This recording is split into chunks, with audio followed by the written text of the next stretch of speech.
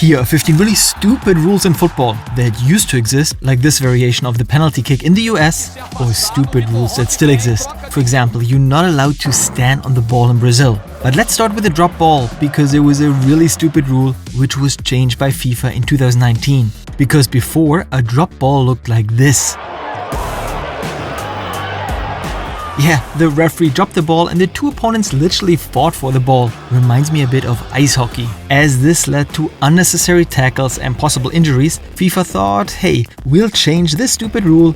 If there's a drop ball, then the team that was last in possession gets the ball and all opponents must keep at least 4 meters distance. And I would say, although this looked funny, the modern drop ball rule is probably better. And hey, we have 14 other stupid rules that have been changed. For example, this penalty rule that was trialed in England, confused everyone, and then was quietly abolished. But first, another penalty rule that spectators thought was really stupid. In 1996, the MLS, the professional league in the US, was founded, and the Americans thought, how can we differentiate ourselves from traditional football and make the game more American? Let's not have a draw. If a game ends in a draw after 90 minutes, then there is a shootout. The player starts 30 meters from the goal and has 5 seconds to score, and the goalkeeper is allowed to come out of the goal. Looks funny, doesn't it? Many fans thought so too, especially international ones. And the players didn't like the rule either, so it was abolished in 1999. The MLS wanted to be taken more seriously, and hey, the development from then to now wasn't that bad. Now to a rule that only applies in the Spanish La Liga and which some players find really stupid. Look at Balotelli here and Donnarumma here. What they are doing would be forbidden in Spain because their players of the first team are only allowed to wear numbers between 1 and 25. And it's even stricter with the goalkeepers, 3 goalkeepers, and they're only allowed to wear the number 1, 13 or 25. The whole rule is to ensure order in the squad registration. But this led to disappointment at Barcelona in 2021, because after Messi's departure, they considered no longer giving out the number 10 to honor his achievement for the club. But if they were to do this, then a squad place would be lost, and as a team you naturally want to register all 25 players. So the 10 will continue to be given out, and hey, I'd say they found a good successor. Let's head to the 90s, because many said football was too boring, too many 0-0 games, and so FIFA came up with a new rule, which totally backfired. What I'm talking about? The golden rule. It's said that in extra time, the first goal immediately decides the game. In other words, the first one to score wins immediately. One example is the 1996 European Championship final. Can he get a shot himself?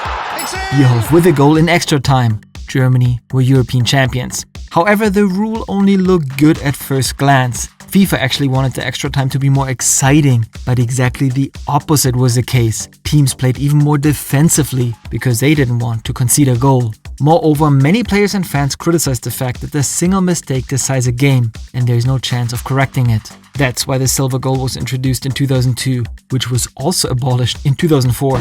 I'd say you don't have to make football more complicated than it is. And hey, some stupid rules like standing on the ball in Brazil are still to come.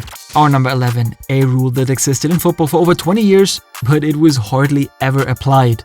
The 6-second rule for goalkeepers, which says that a goalkeeper can only hold the ball in his hand for 6 seconds. And honestly, if a rule is not applied, then it's stupid, isn't it?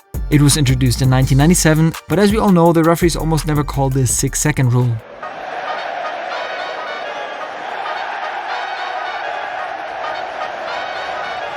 And when they do, they usually give yellow cards for time wasting, because I guess many might have thought, indirect free kick is a bit too harsh as a punishment for holding the ball 1 second too long.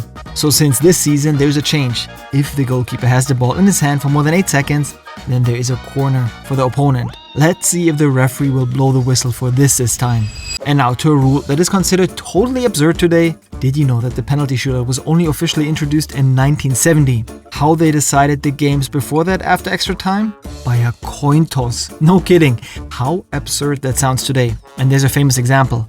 At the 1968 European Championship, the score was 0-0 in the semi-final between Italy and the Soviet Union after 120 minutes. There was a coin toss and Italy went through to the final. A stupid rule which fortunately was changed. And now for another rule that was recently changed, which many didn't like so much. UEFA announced today that the away goals rule will be scrapped from all UEFA Club Cup competitions. In the past, the team that scored more away goals in a tie would move to the next round. This rule was introduced in 1965 because UEFA said, hey, traveling is tiring and the away team is playing on a foreign turf with away balls. But we still want them to attack and to try to score, so we reward them with the importance of away goals. But a couple of years ago, UEFA thought football has changed. Traveling is more comfortable, the balls are all the same, and the grass is pretty much the same everywhere as well. So let's keep it simple. The team that scores more goals at the end goes through, no matter how many away goals. And hey, I don't think the new rule is bad, but I also know that many people like the old away goals rule. So hey, decide for yourself which of these two rules you think is more stupid, the old or the new one. And also with our number 8, there were some fans who said, what a dumb rule. According to the rules, a match may not be kicked off if the corner flags are missing. And this led to a curious incident in the 1978 FA Cup match. There was a corner, but the corner flag wouldn't stick in the ground.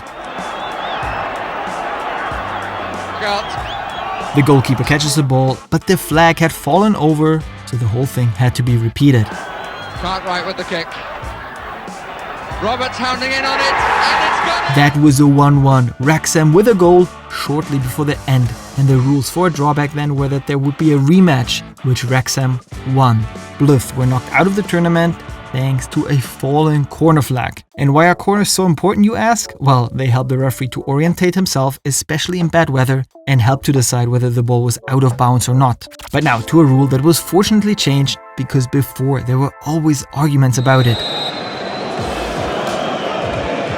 Yeah, who doesn't like to remember when free kicks often led to arguments between the two teams? And FIFA let it happen. Until they said in 2019, okay, that's even too dumb for us. Now the opponents have to keep a distance of at least 1 meter and are not allowed to interfere or stand directly next to the other team. And let's be honest, it's probably better this way, isn't it? Hey, but now let's go to Brazil, where even Neymar complained about a new rule and said, this is really dumb. The reason for the rule change was this scene in September 2024. Memphis Depay briefly stood on the ball, which the opponents interpreted as disrespectful behavior, and then went after Depay. The Brazilian Football Federation then changed the rules. From now on, standing on the ball is considered unsportsmanlike behavior, for which there is a yellow card and an indirect free kick. But you know what is still allowed? Standing on the subscribe button. Not a bad joke is our number 1, where a Swedish 3rd division team found a way to abuse the offside rule, and FIFA actually changed the rules as a result. But before that, another rule that made many spectators freak out in 1992, because until 1992 it was still allowed to pass the ball back to the goalkeeper, who then was able to take the ball in his hands. Denmark took full advantage of this at the Euros, which made the game slow, boring and a bit unfair. When one team was leading, the last few minutes often seemed like a deliberate time wasting. Many said this rule was dumb, so in 1992, a new rule, a back pass, can no longer be taken in the hand by the goalkeeper, and teams could now deliberately press the goalie. On to our 4th number, and this rule change confused so many fans that it was quickly dropped again. Penalty shootout. Team A starts, like here in the World Cup final, it's France, and then the first shooter comes from the other team, here Argentina. And then France again, and then Argentina. But some said that that's unfair. The first team has a psychological advantage. That's why the ABBA system was trialed in the 2017 Community Shield in England. First Chelsea, then Arsenal again, and then Chelsea. ABBA. The problem? It caused confusion among players, spectators and officials. So the next year they decided it was a stupid rule change and they went back to the old penalty rule. Our number 3, a rule that has been heavily debated for years because many don't understand it and think it's really stupid. The yellow card if you take off your jersey while cheering, or even if you just put your jersey over your head. And why this is penalized with a yellow card? Because FIFA says that taking off the jersey often prolongs the celebration, hinders the flow of the game, and on top of that, sponsor logos disappear, which is not what the sponsors want. And a point that is often mentioned as well, players use shirts for political, religious or personal messages, which according to FIFA rules are not allowed to be shown on the pitch. The don't take your jersey off rule prevents such messages on shirts underneath. Makes sense in itself, I'm just mentioning it here because I've heard many fans say it is dumb. However, this rule can also seem petty. I mean, look here, the player was substituted, took off his shirt before he left the field, and actually was booked for it. And now, to a change in football that was introduced in the 2000s because the rule that was in place before was considered by many to be really dumb. Look at this scene. The ball goes out of bounds and the ball boy immediately throws a new ball to the player. Quite normal, isn't it? Yeah, for us today. But several official match balls were only authorized around 2003. Before that, there was only one official match ball, which drove many people crazy, because if the ball went out of bounds, you often had to wait 20 seconds for the ball boy to bring it back. And on top of that, this led to the ball boys playing for time sometimes, making the whole thing unnecessarily slow. So the officials said, hey, there are 6 to 12 official balls now, so we make the game faster. I would say a good rule change in my opinion. And our last one, no, not the hand rule. Many people think it's stupid and confusing, and I agree with them, but we want to talk about the offside rule. Because a Swedish 3rd division club found a loophole and said, hey, International Football Association, you have to change it, because the rule we have now is stupid. They even made a video about it. Here you can see how a player balances the ball on his foot, his teammate is not offside, but then he runs forward and is offside, and now the other player passes the ball. This is not offside. Because in 2018 a sentence was added to the rulebook to make it easier for the video referees. It says, the first point of contact of the match situation or the first touch of the ball must be used to determine offside. The first point of contact or the first touch. It's not going to count. So if he picks it up, that would be the first contact and the pass would be the second contact. And as the first contact counts, here the player is not offside, even though he later runs into offside. And instead of balancing the ball, you could also say the same thing about the throw off from the goalie, because here the first contact is also applied, meaning a goalkeeper could pick up the ball, player is not offside, but then runs offside, goalie throws, but the goal counts. As a result, the rule was changed. Since this season, the last contact with the ball during throw off is the reference point for determining offside. And if you wanted to hear the story of how this 1.68 meter tall goalkeeper became the 3rd best goalkeeper in the world, even though nobody believed in him, then watch this video.